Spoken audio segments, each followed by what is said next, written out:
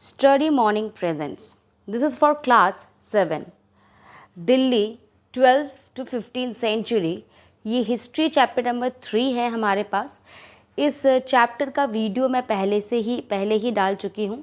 अब बारी है एनसीईआरटी सॉल्यूशन का।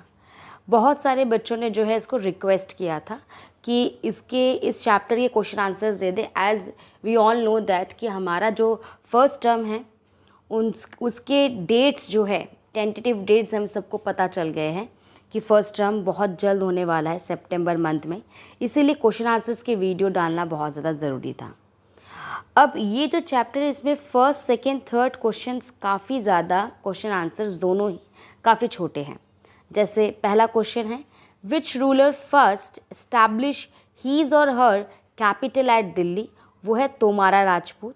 ये मैंने आपको चैप्टर वाले वीडियो में भी जिस वीडियो मैंने चैप्टर डाला था उसमें भी समझाया था। क्वेश्चन नंबर 2 है, what was the language of administration under the Delhi sultanate? It was Persian language में था। क्वेश्चन नंबर 3 है, in whose reign did the sultanate reach its farthest extent? तो इसमें आएगा मोहम्मद तुगलक। ठीक है, during the reign of Muhammad Tughlaq. अब क्वेश्चन नंबर 4 और क्वेश्चन नंबर 5 की बारी है इस स्लाइड में। From which country did Ibn Battuta travel to India? ये इब्न बतूता जो है मोरक्को में जो है ये बिलोंग करते थे। ये अफ्रीका होते हुए ये इंडिया में आए थे। ठीक है, मोरक्को जो है वो अफ्रीका में है, अफ्रीका होते हुए ये इंडिया में आए थे। अब क्वेश्चन नंबर 5 थोड़ा सा बड़ा है पर इसका मतलब क्या है?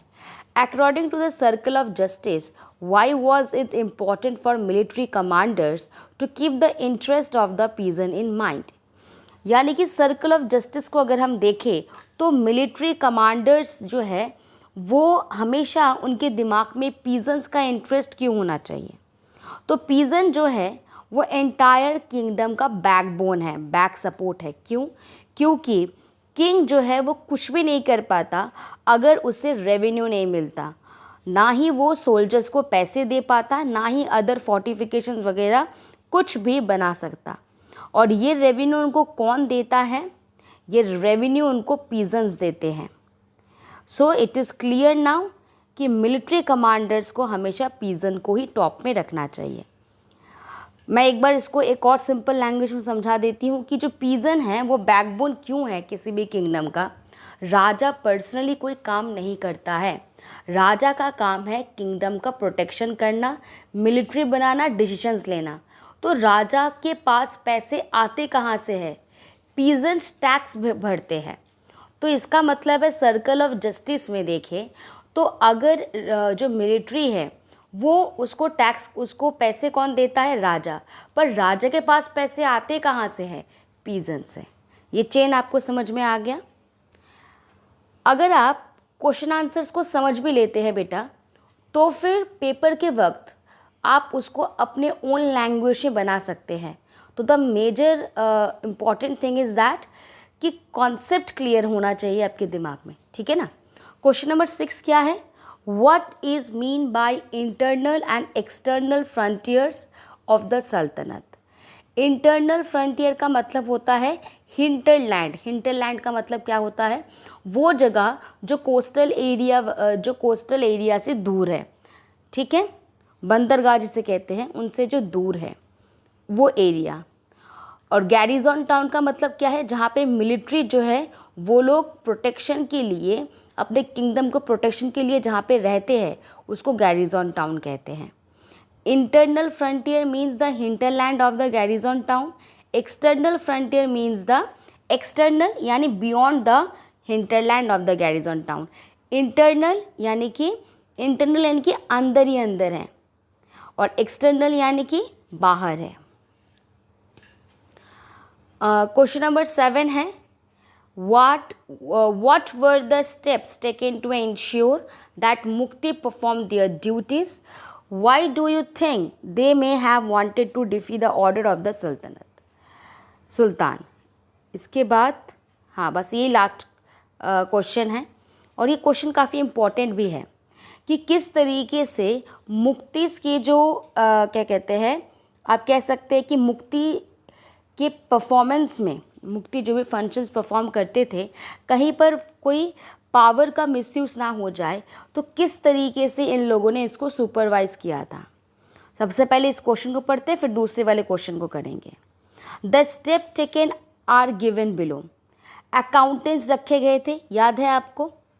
Accountants were appointed by the state. यहाँ पे स्टेट का मतलब है राजा। किस लिए?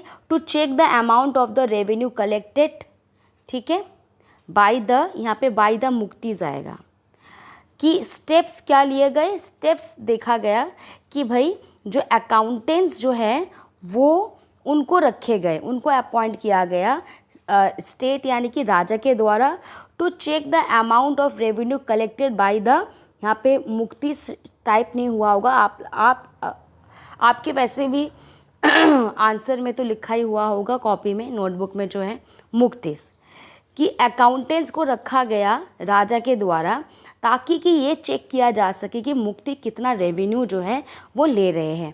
ऐसा तो नहीं कि राजा ने उनको जितना रेवेन्यू लेने के लिए दिया था उससे ज़्यादा वो जो है प्रेस्क्राइब टैक्स उससे ज़्यादा ले रहे हैं। Care was taken that the muqti collected only the tax prescribe by the muqti and not more than that. ये भी देखा गया कि जितना उनको ऐसा, क्योंकि अकाउंटेंट्स को बिठाने का मतलब ही क्या है कि जितना टैक्स कलेक्ट किया जा रहा है, जितना बोला गया है उतना ही तो कलेक्ट किया जा रहा है, उससे ज़्यादा तो काला धन बाजारी नहीं किया जा रहा है, ठीक है ना। It was also taken care that he kept only the required number of soldier. जो मुक्ति है उसके पास जो है वो मिलिट्री बनाता है, याद है ना आपको, कि जो भी एरिया उसको दिया जाता है उस एरिया का वो क्या बनाता है, मिलिट्री फोर्सेस बना करके रखते हैं ताकि कि जब भी राजा को ज़रूरत पड़े वो राजा को भेज सके। तो यहाँ पे ये भी देखा गया कि जितने सोल्जर्स उनको बनाने के लिए बोला था उतना ही तो कर रहे हैं। 3 चीज़ें हैं, अकाउंटेंट्स देखे गए, ये भी देखा गया कि कितने पैसे, जितने पैसे बोला है लेने के लिए लोगों से उतने पैसे लिए जा रहे हैं कि नहीं, और जितने नंबर ऑफ सोल्जर्स जो है बोला गया है उतना ही रख रहे हैं कि नहीं, उससे ज़्यादा तो नहीं। अब नेक्स्ट क्वेश्चन पता है क्या है कि जो ये मुक्तिज है ये हमेशा सुल्तान के ऑर्डर को क्यों रिफ्यूज़ क्यों करते थे, इनको जो है फॉलो क्यों नहीं करते थे। द मुक्ति में हैव वांटेड, वो इसलिए ये चाहते थे कि सुल्तान के ऑर्डर वो अपने एरिया में जो है वो बिल्कुल भी फॉलो ना करे, क्योंकि एक तो है कि इनका जो पोस्ट है पहले हेरिडेटरी यानी कि वंशज पूर्वक, उसके बाद उसका बेटा, उसके बाद उसका बेटा बनता था, पर अब उनका पोस्ट जो है वो हेरिडेटरी नहीं है। इनके जॉब जो है वो ट्रांसफरेबल कर दिए गए। एक ही जगह पे पहले 10-10, 20-20 साल जो है एक ही व्यक्ति जो है वो मुक्ति बन के बैठ जाता था, तो ऑब्वियस 20 साल 30 साल तक अगर एक ही व्यक्ति अगर एक ही एरिया में रहता है तो उसका पावर ऑलरेडी बहुत ज़्यादा बढ़ जाता है।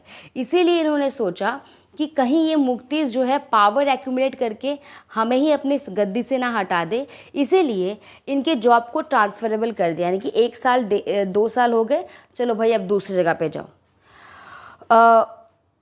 What is more, the condition of service were severally imposed on them which they did not like। जो भी जिस भी कंडीशन में उनको सर्विस देने के लिए कहा जा रहा है वो बिल्कुल भी इनको पसंद नहीं है। इनको पसंद है पावर, और ये लोग पावर इनके हाथ में दे ही नहीं रहे हैं। कितना टैक्स कलेक्ट कर रहे ये देख रहे हैं, ठीक है, कितने सोल्जर्स रख रहे हैं ये देख रहे हैं। इनका पोस्ट जो है वो हेरिडेटरी नहीं है, हमेशा इनको ट्रांसफ़र करवाते रहते हैं। तो कहीं ना कहीं इनको इनके ऊपर जो इन्जॉयमेंट, एक पावर का इन्जॉय कर रहे थे वो कहीं ना कहीं यहाँ से हट गया। अब बस ये जो चैप्टर है जिसके लिए आप इतना डर रहे थे सब मैंने आपको समझा दिया है। काफ़ी इजी चैप्टर है। अगर आप यहाँ से भी आंसर्स अगर आपको कोई आंसर यहाँ का आंसर छोटा लग रहा है, वैसे तो सारे आंसर सेम ही हैं, जो क्लास में लिखवाए वो भी और जो यहाँ पे हैं, पर अगर कन्फ्यूजन है कि मैम ये वाला आंसर ना मुझे ज़्यादा सही लग रहा है, तो आप लिख सकते हैं। दोनों ही आंसर्स मेरे ही लिखे गए आंसर हैं, तो जो भी आंसर आप प्रेफर करते हैं उस आंसर को आप लिख सकते हैं। दोनों ही आंसर सही है, जो स्कूल में कॉपी में लिखवाया वो भी, और अगर आप इस स्लाइड में से कोई आंसर लिखना चाहते हैं वो भी। ओके क्लास, आशा करती हूँ कि आपको ये वीडियो जो है हेल्प करेगा पेपर के वक्त। अभी से ही जो है कुछ हिस्सों में अपनी पढ़ाई को पूरा करना शुरू कर दीजिए। रिविजन्स बहुत ज़्यादा ज़रूरी है, प्रिपेयर कीजिए। Okay, take care everyone.